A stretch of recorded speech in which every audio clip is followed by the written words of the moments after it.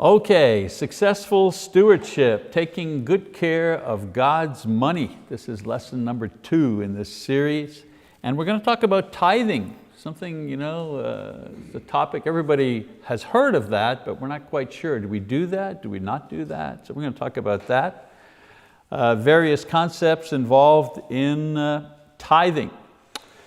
So last time we talked about motivation and the role that it plays in our giving.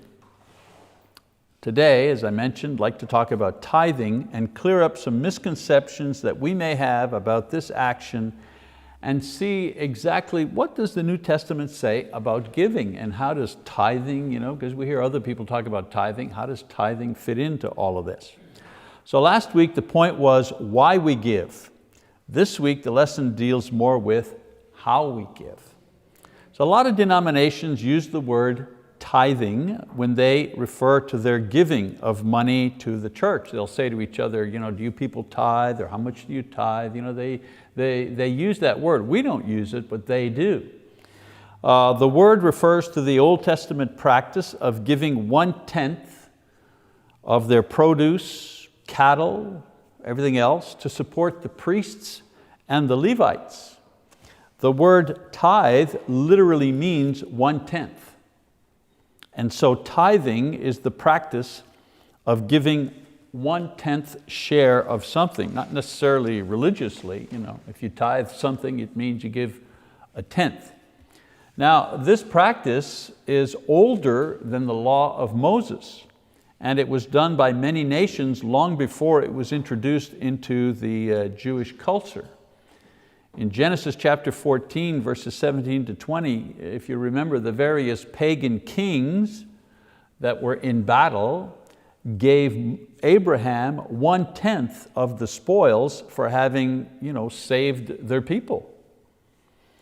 When the law was given by Moses, this concept was included as a way of supporting the Levites. And so in Joshua, chapters 13 to 21, obviously we're not going to read that, but in the book of Joshua 13 to 21, Joshua divides the land and he assigns each tribe a portion of land.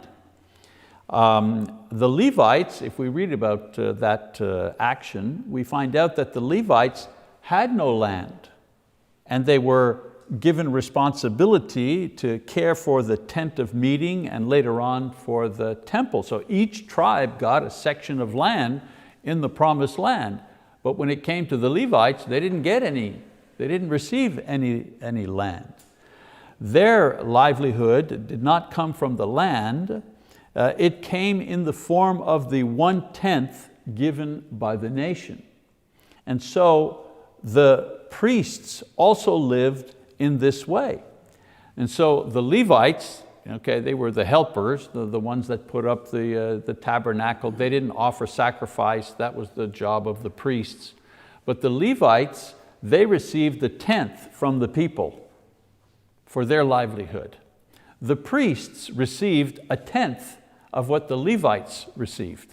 And that's how these two groups were supported in the work of caring for the temple, that, and also for the sacrificial system that the priests oversaw. So the people were instructed to count out 1/10 of their crops, their fruit, their herds, and give it to the Levites. And this was done 3 times a year. Later on, the overzealous scribes and Pharisees added complex rules that said that even seasonings had to be tithed, even down to stalks and leaves. But this was human law. This was not God's law. This was human beings overdoing it as we are wont to do. The Pharisees said that everything that was eaten, watched over, and grown had to be tithed. Again, went way beyond what God had originally said. This, of course, is the type of excess that Jesus accused them of when he said, you tithe. I'll read the whole thing. He says, "Woe to you, scribes and Pharisees, hypocrites, for you tithe mint and dill," those are seasonings, right? "And cumin, and have neglected the weightier provisions of the law, justice and mercy and faithfulness. But these are the things you should have done without neglecting the others. And so because the Jews gave significant meaning to different numbers, this is the reason why 1/10 or 10% was an important symbolic portion to give to the Lord. In Jewish numerology, various numbers meant various things. 3, for example, represented God. 4, the number 4, represented the creation, north, south, east, west, number 4.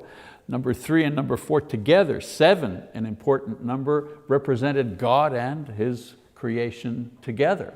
And the number 10th represented wholeness, fulfillment, ripeness, readiness, completeness. The number 10 represented that idea in Jewish numerology. So to give 10% was a mature, a complete, a full amount to offer to the Lord.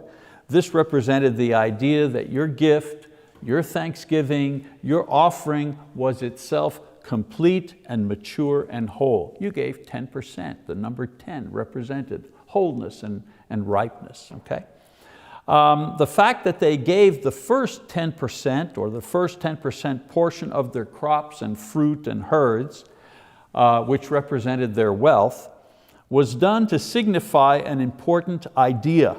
In Exodus 19, verse 5, we read, "Now then, if you will indeed obey my voice and keep my covenant, then you shall be my own possession among all the peoples, for all the earth is mine."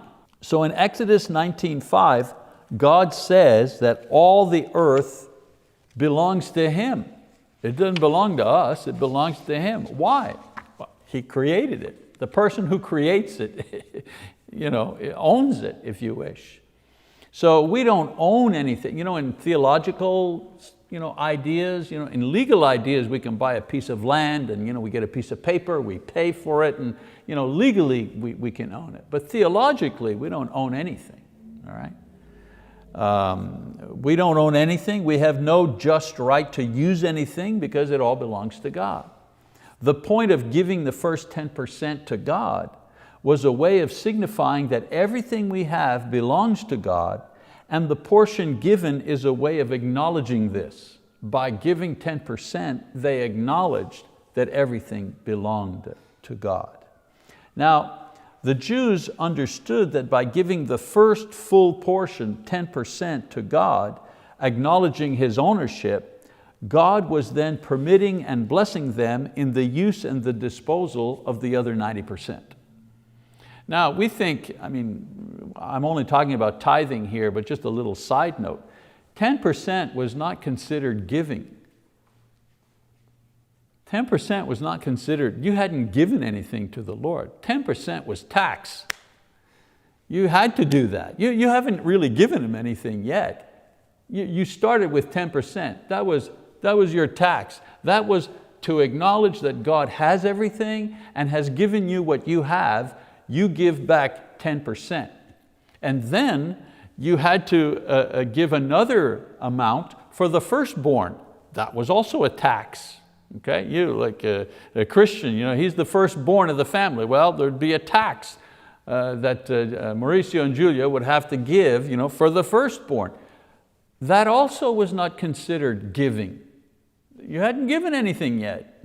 So you've given 10%, then you've given a certain amount to redeem the firstborn. You still haven't given anything. It's only after you've done those two things that the next amount that you gave was considered giving something to the Lord in Jewish thinking, okay, according to the law. So I'm not going to go into that too much. I just want to talk about the 10% and what that signifies. Giving 10% to God simply acknowledge that He was God, He owned everything, and He had allowed you to have what you have, and by giving 10%, He was blessing you in the use of the other 90% of what you were given. So the point was that by rights, all of the produce and the herds should have been given to God because it rightfully belonged to Him. But by giving Him the first full portion, 10% determined a full portion, in order to eliminate doubt as to what a proper and acceptable portion was supposed to be. By giving the first 10%, the Jews knew that they had given the right amount. Because otherwise somebody said, well, how much should I give? Should I give 8%, 14%? Maybe 14% is not enough. So God settled the matter. The law settled the matter, 10%. That was the right amount to give. All right, so there are many religious groups and denominations who have carried over the idea of tithing into the present time. Okay. There are even some churches of Christ who carry on this practice. Now, they may be well-meaning, but there's no New Testament basis for tithing today. No New Testament basis for that. We have no instructions from Jesus or the apostles concerning tithing. The concept of giving, or giving regularly, giving generously, even sacrificially, have all been carried over from the Old Testament to the New Testament. But the requirement that each individual's acceptable portion has to be 10%, that has not been carried over from the Old to the New Testament. Now, some people confuse tithing with pledging. We don't do that here at the Choctaw congregation, but I've been at congregations that do pledging. And the way it works is that at the beginning of the year, an individual will put on a piece of paper what they pledge to give for that year. They'll say, they'll think about it and they'll say, well, I make so much, my wife works, she makes so much, we have these bills. So we plan that we're going to give this much money to the church this year. And of course, Lord willing, if everything goes right, if I keep my job and I don't get sick or whatever, if the Lord permits, this is how much we will give. And a lot of churches use a pledging system in order to make their budget. One of the congregations, that's how they operated. They'd add up all these pledges and they'd factor in extra monies that would be given during the year, and then they'd subtract a little bit for those who couldn't carry out the pledge, and that was the budget. And it doesn't matter if you need this or you need that. The budget was never more than what it was pledged. And that's how they operate. So there's sometimes some debate about pledging. When a member examines his resources, pledges or promises to provide the church a certain amount of money over a period of time, as I said, this commitment is taken with the knowledge that keeping the commitment is based on whether or not the Lord will continue to provide the resources. If the Lord is willing, a certain amount will be given over a certain amount of time. This type of giving, again, as I mentioned, helps both the person and the church plan their work and financial commitments over a period of time. Now, some people are against pledging because they don't see it in the New Testament. In 1 Corinthians 16:2, Paul tells them to prepare and set aside a certain amount. Well, that's a form of pledging. You're thinking in advance. Some people are against the pledge cards, but again, this is just another way of organizing our giving and our work and our spending. Once again, it's not an issue in our congregation. That's not the way that we do it, but some people feel very strongly about pledging. Tithing is not pledging. Tithing, on the other hand, is a requirement that each person must give a certain amount to the Lord. And that's the big difference between tithing and pledging. In pledging, you decide based on your income and what you decide that you're going to give, you decide what you're going to offer, period. In tithing, you don't get to decide. The church decides and tells you, you're going to give 10%. And there's the difference. Freedom is the difference, okay? There's no choice. Not to do so is a sin. Now, I'm not saying we teach that. I'm just saying in places where, in many denominations, if you don't carry out your tithing, it's a sin. The deacons will be knocking on your door and come to visit you and say, look, we noticed that you haven't given your tithe in the last month. Is there something wrong? Have you been sick? Did you lose in the stock market? They follow this stuff. Again, strange for us because that's not been our experience. Okay. Tithing, of course, is easier and more profitable for the budget. I mean, if in this congregation, if every single person who has an income gave 10% of that income, our giving wouldn't be $10,000 a week, it'd be $50,000 a week. So it's a much easier and profitable way of collecting money. The only problem with it is it's not biblical. It's not according to the New Testament. So, that's not how we operate. There's still giving in the New Testament, but the way we give and some of the reasons we give are different. As far as how one should give, the New Testament has a much more simplified approach to the actual giving itself. 1 Corinthians, it says, on the first day of every week, so that's Sunday, each one of you is to put aside and save as he may prosper, so that no collections be made when I come. So first of all, the rule, the instructions about giving, number one, we give regularly. He said on the first day of the week. That's why many times the fellows who are brothers who are up there presiding at the communion, they say the communion portion is now over, but this is a convenient time to make the collection. Where do they get that idea? Well, they get it from 1 Corinthians 16:2. Paul says, on the first day of the week, make the collection on the first day of the week. So we give regularly. The church provides a convenient time for monies to be collected during weekly worship period on Sunday. Paul is speaking about a special offering here that he was going around collecting for the saints in Jerusalem. But in so doing, he provides the only information that we have concerning the method used to collect funds in the church. So we go with that. One instruction and example in the New Testament is enough, however, to guide our actions. We don't need 10 passages of Scripture telling us that on the first day of the week, we should set aside money for the church. We have one passage that gives us that instruction. We don't need 2 or 5, one's enough. It's inspired and it's pretty clear in what he's saying. Another teaching on giving is each member gives. Every single member is responsible for giving. There's no such thing as a Christian who feels like he or she is not included in the process. If you have income of any kind, on the first day of the week, each week, you should be giving to the Lord, according to what the New Testament teaches. Number 3, each member prepares for the gift. And here we're getting into the psychology of it, the spirit of the thing, okay? No one tells you what to give. That's a good thing. No one dictates the amount. This is your decision. However, Paul says that it's not a last minute thing. It's not an afterthought. Each person should come with the intention of giving and giving an amount that has been thought about and prepared in advance. I know I'm preaching to the choir here, but what Paul is getting to here is that the giving of money in the church is a spiritual exercise. So it isn't a spiritual exercise if the plate goes around and goes, oh yeah, the collection, I don't know, what do I got any change on me? You got change? Good.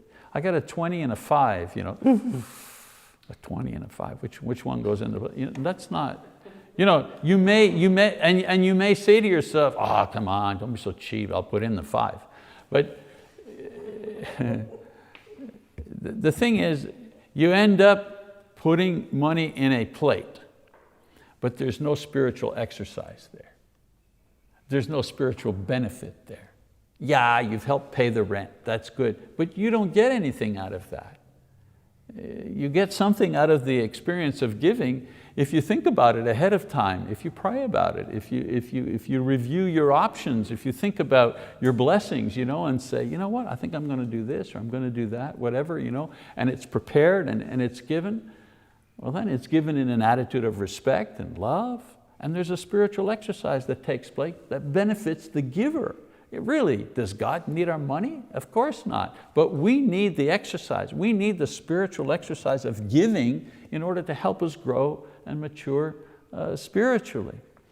Fourth principle, you give according to what you have received, according to what has prospered, Paul says. In the Old Testament, the law said 10% of your harvest and your herds in good times and in bad times. They were limited in a way because 10% of a little bit is not a lot. And when you have a lot, 10% is not much to give. If you only make $100 a week, giving $10 is a lot. If you make $10,000 a week, yeah, you can afford it to give 10%. In the New Testament, Jesus liberates us to give generously at all times by tying our giving to our appreciation of what we have.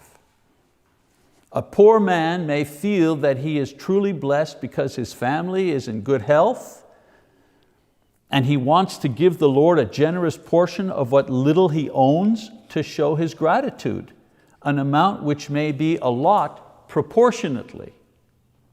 A rich man is free to give in excess of 10% so that his giving is meaningful and it's sacrificial, meaning it's sacrificial if you feel it. If you don't feel it, it's not sacrificial. It's only sacrificial if it goes, ouch. If it hurts a little bit, then it's sacrificial. So 10% would be a legal amount, but for the rich man, it wouldn't be a sacrificial amount. And so God is liberating us. He's liberating both the poor man and the rich man to give sacrificially.